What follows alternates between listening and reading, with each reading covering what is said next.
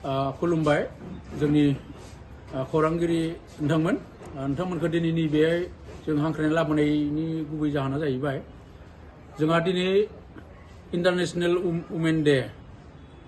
बेखौ दिनै जोंनि नैबे इउपिपिएल हान्जानि उदालगुरि जिल्लानि जि मोनसे मावख'आव गाजा गोमजायै सानसेनि हाबाफारिजों खुंलांदों जोंनि इउपिपिएल हान्जानि आइजो गांखंनि बानजायनायाव आरो बेनिखायनो आङो दिनैनि नैबे हाबाफारिखौ खुंफुंनायनि थाखाय जोंनि इउपिपिएल हान्जानि आइजो गांखंनि गासै दैदेनगिरि मावथि बिथांमोननिसिम आं जिल्लानि जानानै गोबां साबायखर थादों आरो लोगोसे बयबो बुहुमनि आइजो माहारिनिसिम आंनि माने मोजां हामग्लायथि बावनाय थाबाय दिनैनि नैबे गोथार इन्टारनेशनेल वुमेन डे बे सानावहाय बिथांमोननि बे आइजो माहारिनि थाखाय जि मोनसे गिदिर थांखिजों जोनोम जानाय दिनैनि बे इन्टारनेशनेल वुमेन डे आरो बे थांखिफोरा जाहाथे मोजाङै जुगामि जायो जाफुंसारो आं बेखौ इसोरनि खाथियाव आंबो आरज खालामदों।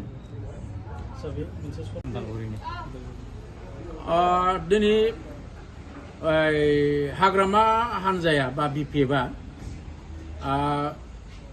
गोबां सावरायलायनायखौ जों खोनानो मोन्दों लोगोसे जोंनि सासे जासि जानानै लाइ बिसिग्रा ना जायखौ बुङो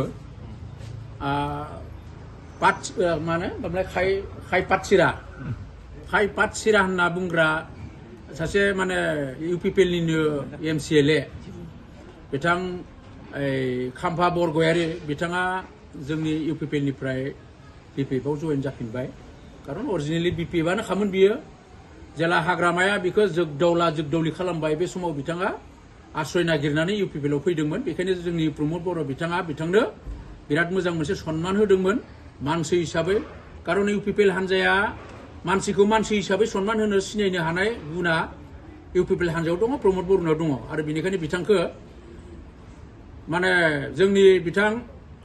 फेरेंगा बा रनजित बसुमतारिया गावनि सिटखौनो हेगारलायना होनानै बिथांखौ गेलेहोना देरहाहोदोंमोन आरो जोंनि इउपिपिएलनिनो अपोजिसन लिडार खालामनाय जादोंमोन बिथाङा गोबां मोनसे माबा होनाय जादोंमोन नाथाय बेखिनियाव कन्टेस्ट जायालासिनो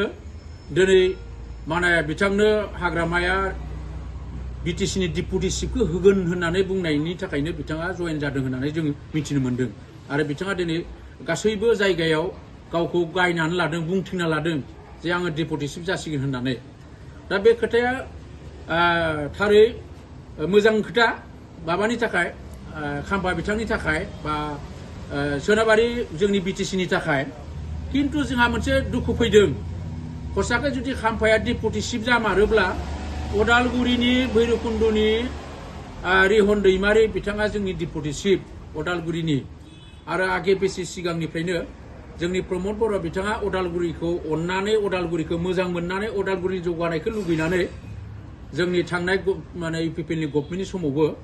जोंहा डिपुटि चिफआ अदालगुरिनिमोन गबिन्द बसुमतारि दा बेनि उनावहाय हाग्रामानि माबायावहाय जोंहा रिहन दैमारियाबो डिपुटि चिफ मोन्दोंमोन आरो बे जोंनि अदालगुरिनि थाखाय गोग्गाथाव पार्टिया गुबुन जाब्लाबो जोङो अदालगुरिनि हिसाबै जोंनि थाखाय गोग्गाथावमोन नाथाय जों खोनानाय मोन्दों माने खाम्फा बरगयारिनो हाग्रामाया होसिगोननो होननाय आरो थारै जुदि खाम्फाया बरगयारिनो होयोब्ला रिहननिफ्राय लांनानै अदालगुरिखौ बेसेबां मुगैनाय जागोन बेसेबां नासयनाय जागोन हाग्रामाया बिथाङा आरो बेखौ जोङो जोंनिफ्राय जों पार्टिनि खोथा नङा जों इन्डिभिजुवेलि पार्सनेलि जोंनि थाखायबा जों बारा मोजां मोना खारन जोंखौ अयनाय खालामनाय जागोन आरो बे हिसाबै खाम्फा बरगयारिया मा हिसाबै गावखौ डिपुटि चिफ मोनगोन होननानै माने जोंनि सोनाबहा रायजोआवहाय गावखौ बिराद मोनसे दल दामबाय थादों होननाय खोनादों आरो बे थारै नंगौब्ला जों बुंनांगोन जे जोंनि बिखा फोरदान बिराद गोरा बुंग्रा रिहन दैमारि सरन बर'मोन बायदि त्रिदिप दैमारिमोन बायदिया आसलते अदालगुरिनि थाखाय जेबो नङा बिथांमोना जेबो गैया अदालगुरिनि थाखाय जों बेखौ साननो गोनां जागोन खारन सासे बिटिसिनि मोनसे गिदिर मोनसे पावार डिपुटि चिफ आरो बेबादि बिबानखौ जुदि अदालगुरिनिफ्राय लाना थांफिनजायोब्ला जोंनि थाखाय बारा मोजां नङा आरो बेनिफ्राय बुजिनांगोन जे बिपिएफआ अदालगुरिनि थाखाय नङा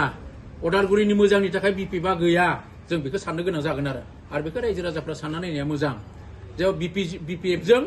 अदालगुरि बासिया माने जेबो मोननाय नङा बा जेबो जाया खारन दिनैनि दिनावबो जोङो नुदों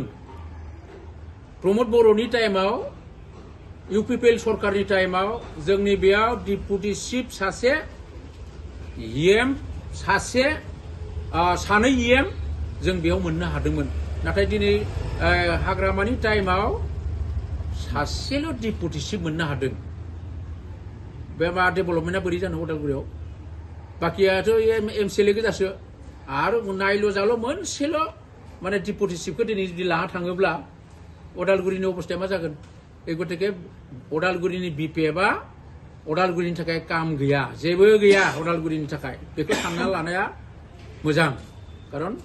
गासैखौबो लाना थांफिनजाजोबोबा मा जागोन आरो जा जिखिनि स्किमनि खामानि मावबाय थादों स्पर्ट्स एकाडेमियानो जा एनआइटिनि मा खामानियानो जा बबेबा नार्सिं कलेजनि खामानियानो जा बे प्रमद बर'नि समावनो सेंसन जाखानाय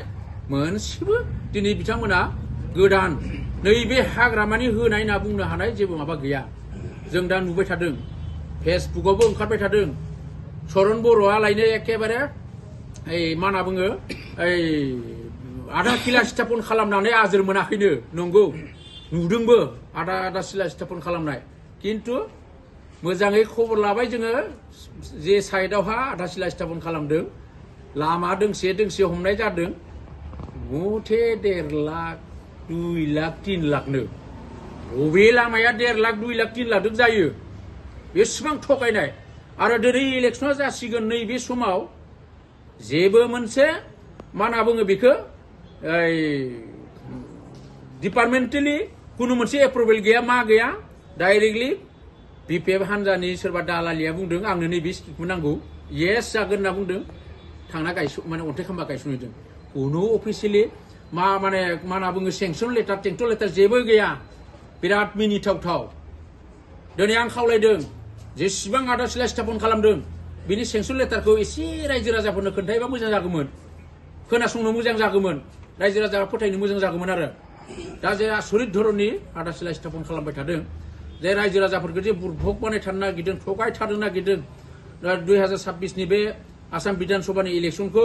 बारग'लांनो थाखाय भट मोननो थाखाय बिथांमोना नैबेबादि गाज्रि नीतिखौ खालामदों आरो बेनिफ्राय जोंनि रायजो राजाफोरा एसे नायबिजिरनाया मोजां बिथांमोना माबादि बेबहार खालामबाय थादों दायो आरो बेखायनो आङो उदालगुरिबासि रायजो राजाफोरखौ खावलायदों नैबे बिपिएफ सरकारनि जिखिनि कार्यकलाप बेनि सायाव गोथौयै साननायनि सम फैबाय खारन बिथांमोना टटेलि उदालगुरि जिल्लाखौ माने नासयनायनि थाखायसो बिपिएफ बेखायनो एसे साबधान जानो खावलायनाय जाबाय आरो